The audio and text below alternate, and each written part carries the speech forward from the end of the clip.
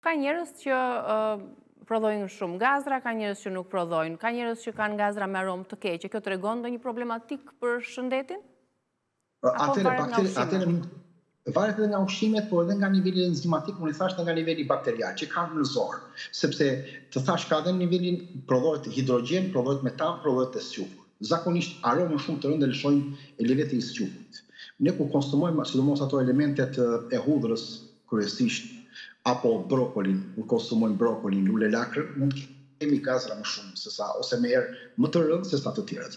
Por, unë kam thënë dikur që edhe aroma e gazrave ose ajo që lëshon gazra tregojnë disa probleme. Patjetër tregojnë problem disbalancimit në zorë të bakterjeve, mund të tregojnë një probleme në mërqi, mund të tregojnë një problem në pankreas, mund të kemi një problem në tëmth, ose mund të kemi edhe një problem të një inflamacioni edhe në zorët e holla, po edhe në zorët e trasha. Pra një nga problemet e sëmundjes. Parazitët tregojnë problematik?